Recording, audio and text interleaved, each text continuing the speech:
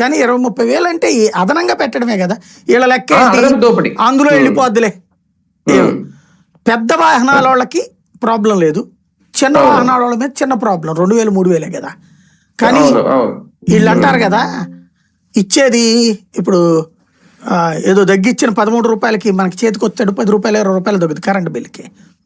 కానీ మాకు 4500 కోట్లు మీకు న్యాయం చేశామని చెప్తున్నారు కదా. ఇట్లాగా మనకే 4500 కోట్లు ఒక్కోడికి రావు. 40 రూపాయలు 20 రూపాయలు బిల్లు తేడా వస్తాయి.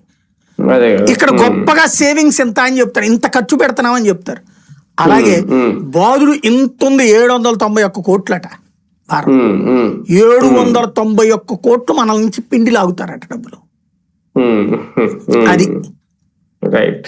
చూద్దాం. మొత్తానికి కొత్త సంవత్సరంలో ఇంకా బాధుడుకు సిద్ధపడాలా కూటమి ప్రభుత్వం ఆ దిశగా నిర్ణయాలు తీసుకుంటుంది. ఓ పక్క డ్రాప్ ఛార్జీలు లేవని చెప్తుంది, ప్రభుత్వం భరిస్తున్నామని చెప్తుంది.